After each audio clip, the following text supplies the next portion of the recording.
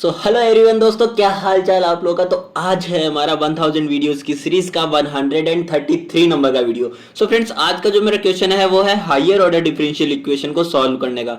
यहाँ पे क्या है हमारे पास equation D cube Y by D X cube minus 3 dy by D X minus 2y is equal to 0। First of all तो ये जो हमें डिफरेंशियल इक्वेशन गिवन है, इस डिफरेंशियल इक्वेशन का ऑर्डर एंड डिग्री कैसे हम डिटरमाइन करेंगे, चलिए वो देखते हैं। यहाँ पे y का with respect to x differentiation हो रखा है। जब हम ऑर्डर की बात करते हैं तो ऑर्डर होता है highest derivative of y with respect to x, यानी कि यहाँ पे y का with respect to x highest time derivative कहाँ निकल रखा है, कितने टाइम्स निकल रखा है, 3 टाइम्स निकल रखा है।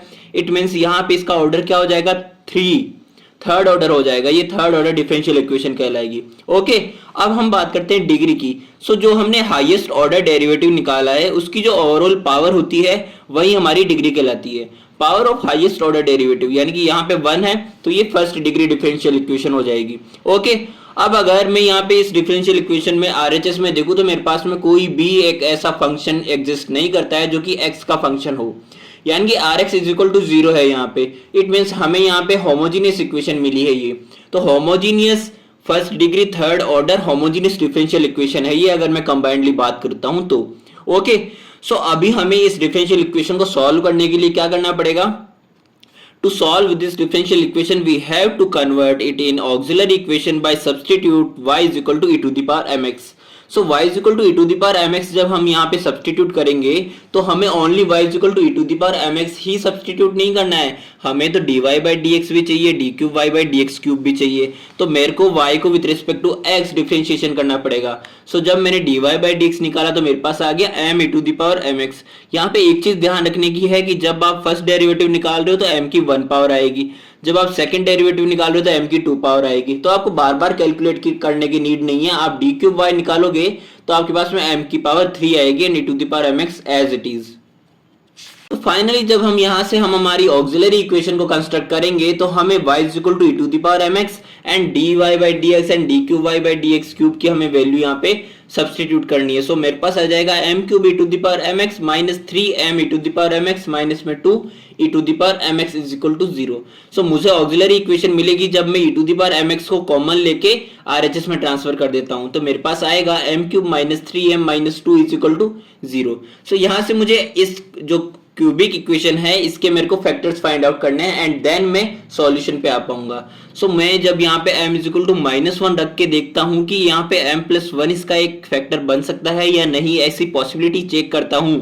तो m इज इक्वल टू जब मैं -1 रखूंगा तो यहाँ पे -1 प्लस 3 हो जाएगा यहाँ -1 से रखने से एंड -2, तो 3 - 3 यहाँ पे 0 मिल रहा है। इट मीन्स जब आप m प्लस 1 को इसमें डिवाइड करोगे तो मेरे पास में एक पूरा मेरे पास में भागफल मिलेगा। तो यहां से m प्लस 1 से जब आप डिवाइड करेंगे तो मेरे पास में m cube minus 3m minus 2, यहाँ पे जब आप m क्यूब में करोगे तो m cube divided by m क्या आएगा m स्क्वायर।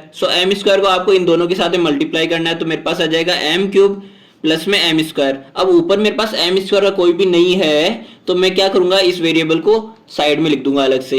तो जब मैं माइनस करूंगा तो ये तो मेरे पास कैंसिल आउट हो जाएगा एंड इसका जो मेरे पास में साइन चेंज हुआ है वो आ जाएगा माइनस का m स्क्वायर माइनस 3m ऊपर से एज इट इज माइनस 2 ऊपर से एज इट इज। अब जब माइनस m स्क्वायर को आप करोगे डिवाइड m से तो मेरे पास आएगा माइनस का m, तो माइनस का m आ जाएगा। अब माइनस के m को आपको अगेन इन दोनों के साथ मल्टीप्लाई करना है तो आएगा माइनस का m स्क्वायर एंड माइनस का m, जहां से अगेन मेरे पास में ये कैंसिल आउट हो जाएंगे एंड मेरे पास आएगा माइनस का 2m माइनस 2, जहां से again minus 2m divided by m मेरे पास क्या आएगा -2, तो -2 को मुझे इन दोनों के साथ मल्टीप्लाई करना है। मेरे पास आएगा -2m माइनस 2, जहां से अगेन ये दोनों कैंसिल आउट हो जाएंगे तो मेरे पास में फाइनली ये पूरा का पूरा डिवाइड हो चुका है। अब डिवाइड होने के बाद में हम क्या लिख सकते हैं, m plus 1 m square minus m minus 2 is equal to 0। अब मुझे इस क्वाड्रेटिक इक्वेशन के भी फैक्टर्स करने हैं। फाइनली जब हम क्वाड्रेटिक इक्वेशन के फैक्टर्स करने पे आएंगे तो मेरे को ये जो माइनस m है इसको मुझे इस तरह से दो पार्ट्स में फैक्टराइज करना है कि इन दोनों को मल्टीप्लाई करने पे माइनस का 2m स्क्वायर आए, जो इन दोनों को मल्टीप्लाई करने पे आ रहा है, एंड इन दोनों को जो सम या एडिशन या फिर सब्ट्रैक्शन जो भी हमने ऑपरेशन यहाँ लगाया है वो ऑपरेशन फुलफिल करने के बाद में यही हमारे पास में एक्सप्रेशन वापस मिल जाए। यहाँ से -2m प्लस m क्या आ रहा है, माइनस का m। इट मीन्स ये मेरे पास में फैक्टर्स हो सकते हैं, यहाँ से मैं निकाल सकता हूँ। तो मेरे पास में m जब मैं कॉमन लूंगा तो आ जाएगा m माइनस 2 प्लस 1 कॉमन लूंगा तो अगेन m माइनस 2, तो यहाँ से मेरे पास m-2 एंड m+1 मेरे को फैक्टर्स मिल गए।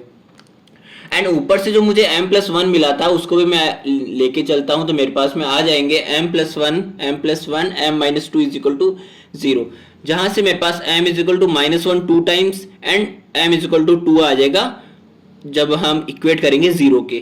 सो यहाँ से ये दोनों है डिफरेंट, तो ये डिस्टिंक्ट रूट्स हो गए, ये रियल है तो रियल हो गए, एंड ये दोनों मल्टीपल हो रखे हैं, टाइम्स 2 टाइम्स मल्टीपल आ रखे हैं, तो मेरे पास में ये क्या कहूंगा, real, distinct and multiple roots मिल चुके हैं। सो अब हम इसका सॉल्यूशन पे आते हैं, तो हम real, distinct and multiple roots के लिए किस तरह से सॉल्यूशन लिखते हैं। देखिए y is equal to c1x c2 e to the power -x होएगा, ये 2 टाइम्स हुआ है ना यहाँ पे रिपीट, तो 2 times and e to the power जो हमारा फैक्टर है वो e to the power -x, x का जो कोफिशिएंट है वो हमारा फैक्टर आ जाएगा, plus c3 e to the power 2x आ जाएगा। यहाँ से c1 c2 एंड c3 मेरे पास में क्या आ जाएंगे, आर्बिट्ररी कांस्टेंट्स। सो ये है हमारा आज का सॉल्यूशन। मिलता है हमारे नेक्स्ट वीडियो में।